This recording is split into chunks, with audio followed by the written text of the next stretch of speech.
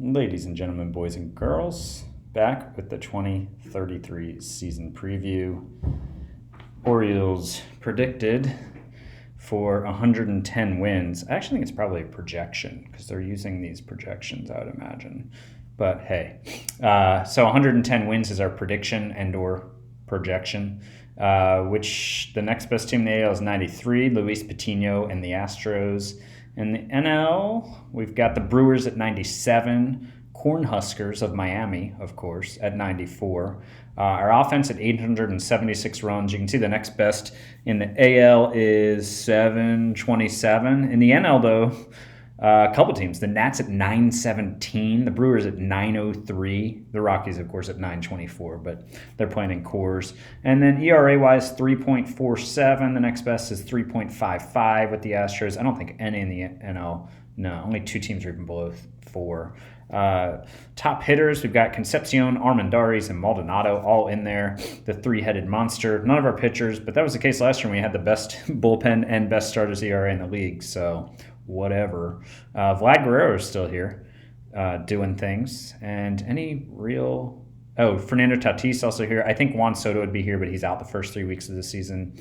And I will keep an eye on those dudes if they're like getting close to Bonds' record. They'd have to still play till like they're 40 and stay productive to do so. And so, yeah, let's look at the team. Not a lot different from kind of off-season update when I projected stuff. So the rotation is what I thought it'd be. Aguilar, Schilt, Donovan, all back from last year, and then Caldera in from the bullpen and Sanchez in from the bullpen last year. Bullpen's largely the same. Correa and Moore, Anchetta, Arujo, Sosa, and Groves are all back, and then Sacco Voog made the team. He's pitched about 30 innings for me over the last 2 seasons, 25. Seems like a decent bullpen piece.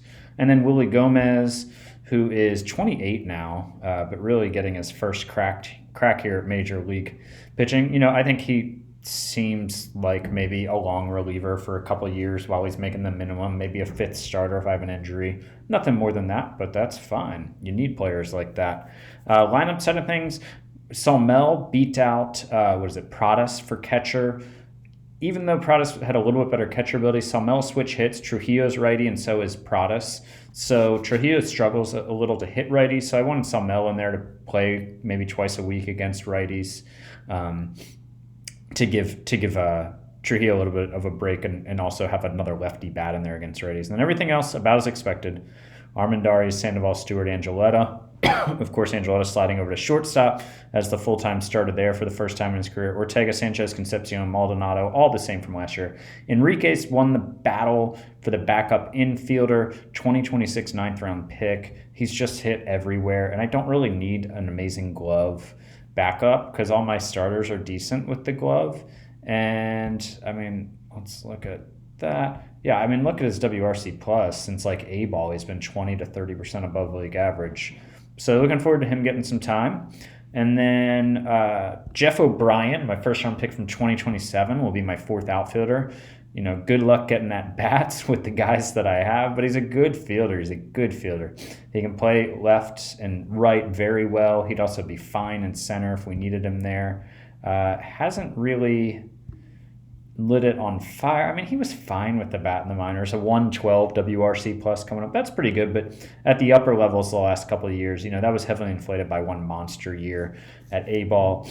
In the upper levels, like AA and AAA, was just a little above league average, but got a great glove. So if he can field really well, I'll be happy with that. And Sanchez struggles some against righties. So if he can hit righties, even though he's a right-handed batter, you know, he'll get some more playing time there. I think, you know, I haven't totally decided on these playing time things here. It's not necessarily what I'll go with, but I think O'Brien will probably play, I don't know, maybe 2 to 3 days a week in for Sanchez some and Ortega some, not really for Concepcion, not really looking to give Maldonado, Armendariz, or Concepcion too many days off. And then the last guy is this guy, Chris DePaul, the outfielder I signed, who a few years ago had a couple all-star seasons with Toronto and has kind of fallen off, but would be a good left-handed bat for us and will allow my prospects to continue to develop in the minors and not just like sit there as my 5th outfielder and not play too often. And let's see, my fan interest decreased from 100 to 88 because of all the guys who left, even though we won the World Series. It went from 93 to 88 when Ramon Laureano signed elsewhere, who was my fifth outfielder who I think got like 100 plate appearances for me last year. But he's popular apparently for that 1 year he was with me and didn't do much, didn't hardly played. And I will get into my minor league farm system in a separate video. Some people have given the feedback that they kind of like a more in-depth dive into the prospects and who's coming. But just the highlight is second overall, and we've got the number one prospect in baseball, Sean Treadwell, who was our first-round pick, 29th overall in 2031. So it seems like we might have hit pretty well on that pick. And then just in terms of how the roster's shaping up, Sanchez is just a one-year deal. McKinley Moore can opt out. Maldonado can opt out after 3 more seasons. Everybody else, I mean, DePaul is a free agent, but everybody else is under team control for next season. A lot are arbitration eligible.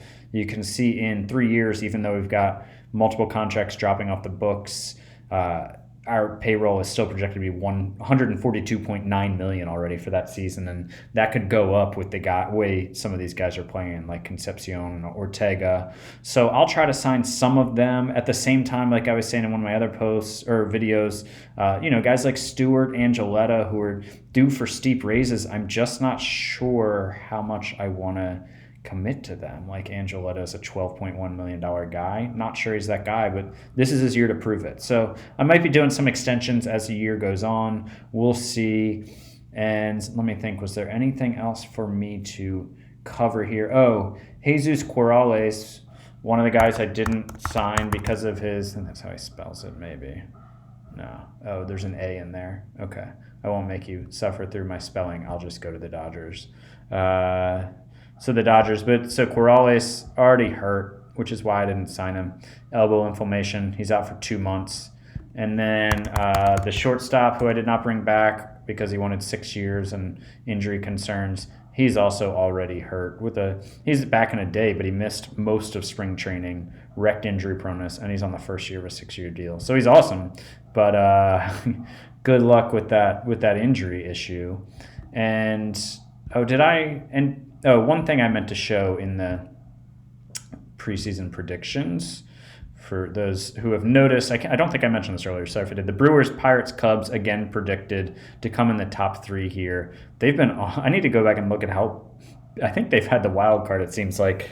Both teams from the NL Central last at least 3 seasons. And the Cardinals, who made 2 really big signings, and 2 years ago were the worst team in baseball, are now projected for 85 wins, and they have like the 3rd and 4th best prospect in baseball, so they could certainly make some moves.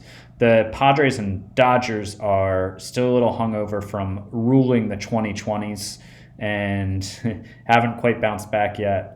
And I'm sure they'll be back in charge. And at least the Dodgers, just by the nature of their payroll, at some point will just sign enough great players to be awesome. So yeah, that's it. We're predicted to win the division by 26 games. Kind of a cluster here. I mean, the Yankees and Red Sox are supposed to be decent. And if we have a bad year and they have a good year, maybe they could give us a run. But it seems pretty comfortably the AL East seems ours. Famous last words. And I will, I'll do an update on my farm system, and then, I don't know, I'll come back maybe around the draft or sometime around there with another update. But, leave all your fake Orioles season predictions in the comments.